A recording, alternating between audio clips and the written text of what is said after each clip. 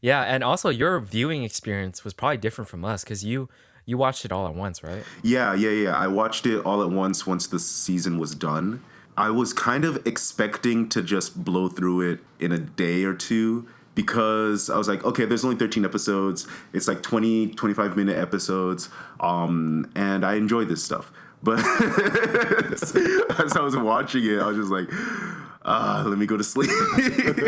I like literally went to sleep so many times watching the show. It was like, I don't know. It was an issue.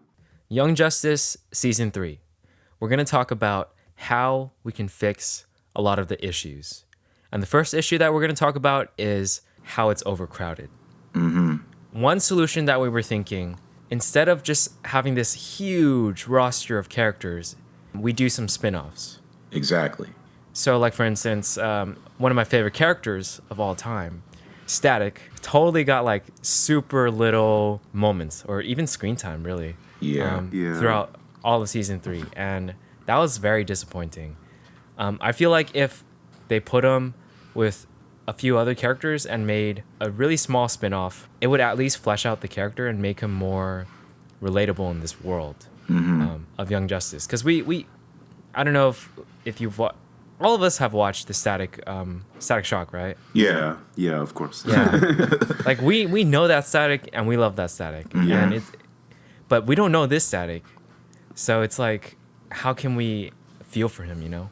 Yeah, like, for example, I mean, they already called Outsiders, but if the Outsiders literally had their own, own series, and maybe they want to be social media, that's their whole thing, I'd be down with that. That's their thing, right? And then maybe, for example, let's see, like the original Justice League. I guess you can't have them because the Young Justice is always about the team, so it can't be called Young Justice. But I don't know, maybe they make up some weird way where it's like the Young Justice League kind of group, or maybe the members of the Young Justice that become Justice League members, like maybe they have their own little sort of series thing. Like that could be its own thing. Or for example, when Arsenal came in, there was supposed to be a comic about him and the Outlaws, and the Outlaws are people who kind of don't really go against the rules or whatever. So like that can be its own, like maybe like that can be its own series. You know what I mean? Like, yeah, I would have really loved it if they had a series with Arsenal's group at the end of season 2. That group was cool enough to like make me interested in watching it. Exactly.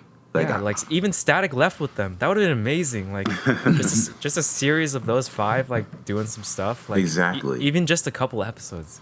Yeah. And it's actually funny. I mean, now that I bring this up, I wish I brought this up the other podcast, but it's like, even though season 2 did had like, a bunch of new characters, I think the way they did it was that they actually dedicated episodes to the one group. So like, when we're learning about the what's it called? The Outlaws, we had like an episode dedicated to the Outlaws. It wasn't just like Outlaws, then Justice League, then the Young Justice group, right? Or like with the whole Aqualad plot, they had an episode dedicated to that. But with this season, they just felt like putting it all in one episode. They're all going through different plot threads. Yeah. And it's just the organization, Yeah. And they were called the Runaways. Oh yeah, the Runaways. Runaways. That's true. Yeah.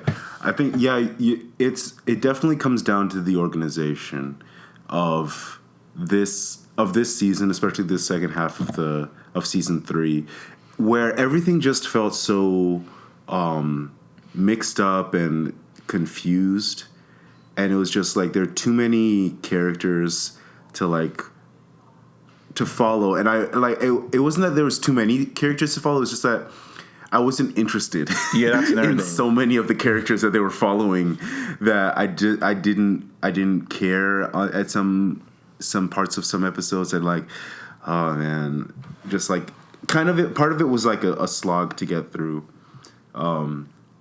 But yeah, and also your viewing experience was probably different from us because you watched it all at once, right? Yeah. I watched it all at once the season was done, and so I was kind of expecting to just blow through it in a day or two because I was like, okay, there's only 13 episodes. It's like 20, 25-minute episodes, and I enjoy this stuff. But as I was watching it, I was just like, let me go to sleep. I like literally went to sleep so many times watching the show. It was like, I don't know. It was an issue, but Yeah, it was. yeah. But part of it was like, cause you lose characters like in the whole when there's so many of them and there's so many that you don't like have a connection with and you don't care about. Yeah. And then they like bring them back out of like nowhere. It's just weird. I don't know. They needed to have more focus. And I think that if they decided to focus like primarily on the outsiders or primarily on like there were like there's the Batman Inc. thing that was going on.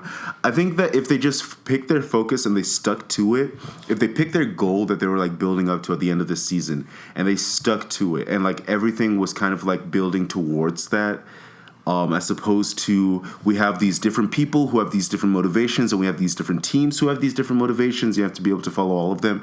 You have to understand what the villains are doing, and these villains are not even connected, like they're not even unified themselves. The villains have their different goals, or at least that's what they kind of wanted to seem like. And you have Lex Luthor, you have Darkseid, you have Vlad or Vandal Savage, and it's just so many things going on at once, and it's hard to like have a strong connection to any like specific storyline that's happening, and then you just lose interest. At least that's what my experience was. Yeah. I understand. I definitely understand, and I agree. But I think that what they can do, or at least like having so many storylines, can work if they organize it in the right way. And I think and I think they just made it way too jumbled for us to really get involved in one of them. Either that or they just like, they jumped around too much and then boom, it's already done. Yeah. The conclusion was not satisfying, basically. Yeah. One thing I want to say, especially with the character thing, like for example, like one good thing that they did was Superboy in the ending of the series was him admitting the whole Candace thing, which I like, for example, that's a cool idea. But literally last minute, Superboy, by the way, when are you going to admit that you were actually a thing from a clone and all this stuff? Why is this and then he's like, and Voyager is like, well, if you're not going to admit it, you do. And that's another thing with the character Voyager. What was the point of his character? Like, what is, like everybody like revealing themselves at the end? I'm like, and I guess that kind of goes back to what we were talking about before, but I'm like, why is this happening? Like, why are you telling everybody your business? Like, why does the world need to know that you're a clone of Superman and Lex Luthor? Why do you need to show everybody that you're an alien? Like, I don't get it. Like, I get the whole concept of it's better to like fight crime in the light than it is to fight in the shadows, but that's not your job. Like, that's literally the job of governments and police. Like, that's not your job. And so it just made no sense to me. Yeah, I understand. Yeah. Going back to one of the things that we said earlier about like the organization of the episodes and how previous seasons, like season 2 for instance, like even though they had such a huge roster, they did it right by making each episode mainly focused on a group of people that you feel like they're being fleshed out. Their characters are being fleshed out. Like one of my favorite episodes from season 2 was Bloodlines, when they had Impulse show up. Yeah, I remember that episode. And then it was all the Flashes together. And that was a good episode because like we got to really understand the character of Impulse when he introduced himself. And from there, he became part of the cast, and because we got to know him, he actually feels like somebody you can connect to while he's in the group. And we also have like a Blue Beetle episodes. We have a lot of focus on Blue Beetle in season 2, and that gave him the character and like the fleshed out character we needed to connect as well.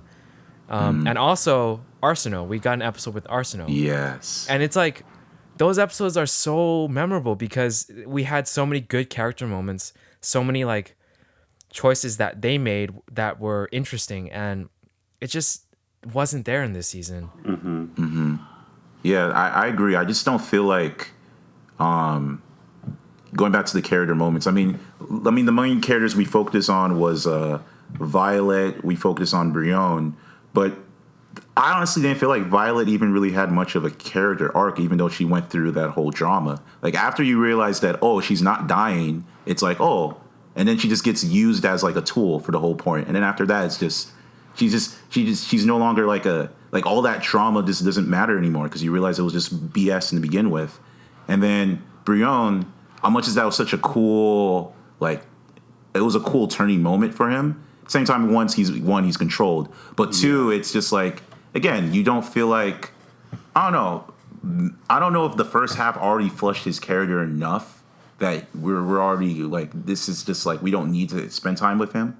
But at the same time, it's just like, again, we don't like, if we had maybe if we dedicated to just maybe an episode or whatever with him and Tara and just them, doing a family thing and not like that whole politic thing, but maybe something outside of politics thing, that would have been more better. Because even Tara, honestly, I don't care about this Tara.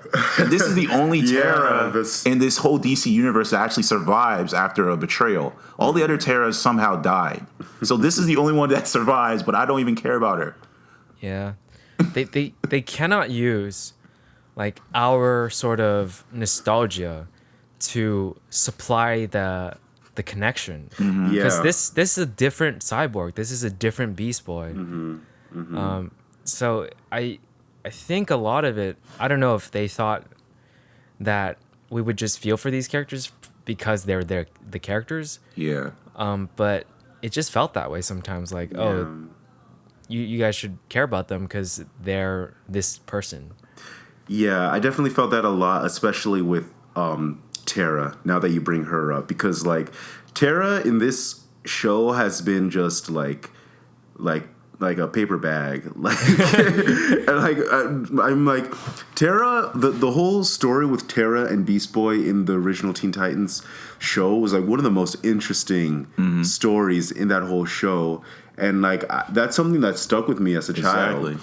But then this Tara is just like, what is your point? Like, I didn't get why she even needed to kill Beast Boy. Because they just, like, kill Beast Boy at the end. I'm like, why Beast Boy? Did she kill anybody else? Like, there's no connection with her and Beast Boy. But, like...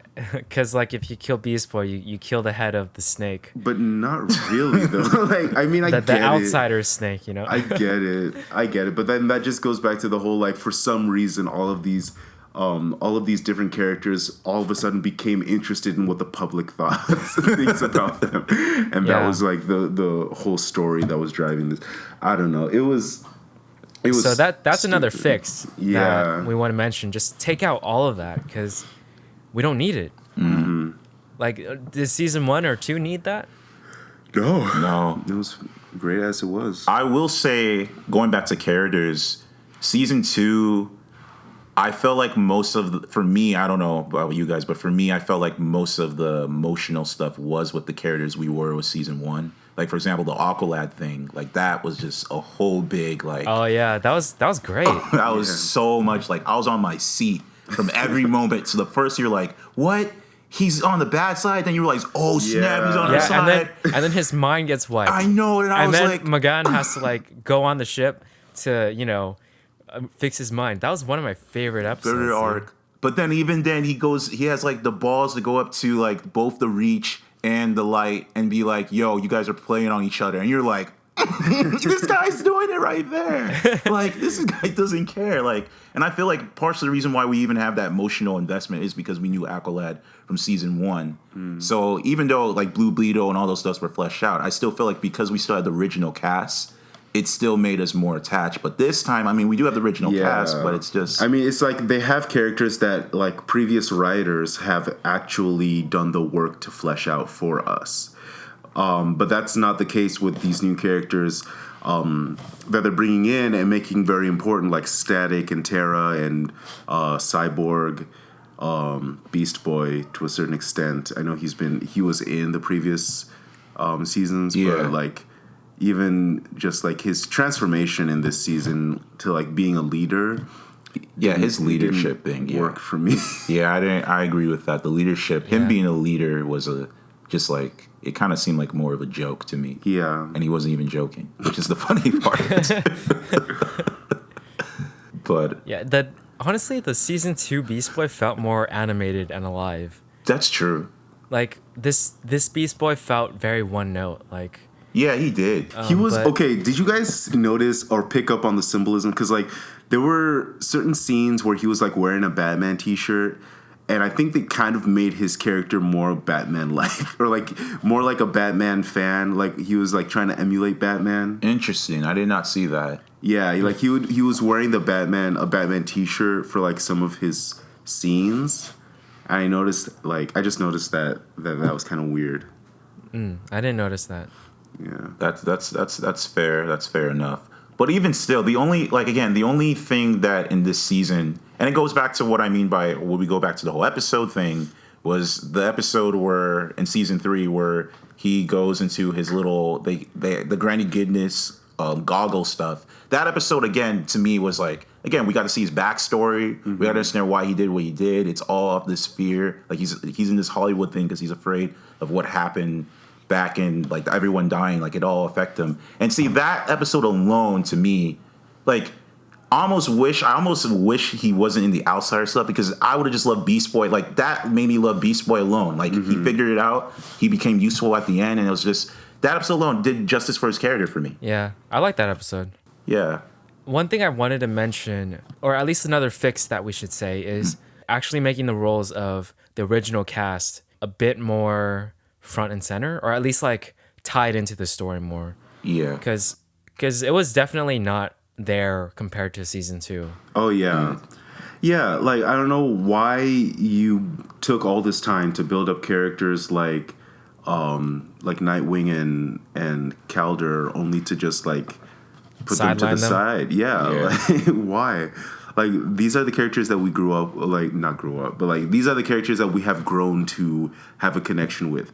And I get that you want to get new characters in there, but you can't do it without the same, amount of work that it took to get us to fall in love with Calder and the original team. Like, it just doesn't translate. I feel like what they could have done, and they kind of did this the first half, but what it could have done better with the first half is that they should have just put each character, like, for example, I liked how in the beginning of the first half, Superboy was always mentioning how Brion reminds me of him when he used to be angry and all that stuff.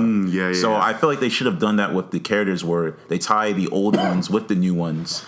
And you still see that maybe the old ones still have those character problems. Like, maybe, Superboy, although he's less angry, he still gets angry problems. Yeah. But you also see him trying to deal with it and learning that, like, they both teach each other, Yeah, and that would have made it so much more interesting when he kills the Baron at the end. As long as, like, they didn't have the mind control thing, that would have made it so much more interesting, that we know that, okay, what route is he going to go down? Is he going to, like, take the, like, evil route, or is he going to end up where Superboy is? That would have been interesting. Yeah, I definitely think that that's another way that they could have just done, as well as we can do with the spin-off series of having these characters are. But what's to say if they do have if the spin-off series alone is going to have multiple characters, like if the Outsiders have to meet the original team, we can have a sort of thing where it's like maybe Beast Boy and Nightwing, they both have their little moment where, Beast Boy's having trouble with a problem because he thinks he's not a leader enough, and Nightwing shows him, hey man, you know what? I used to think like you had to do this to be a leader, but now I realize this is one way you can help it. You have your own way of helping being a leader. Like, just that whole, like, maybe like a character teaching another character, and it being more a genuine connection. They both are having struggles with each other as they're teaching each other. That would have been much more of that'd be a way for us to, at least, one, we get our character from the old one back, but two, we get introduced to these new characters and experience them in a way that we can actually relate to them. Yeah, I agree.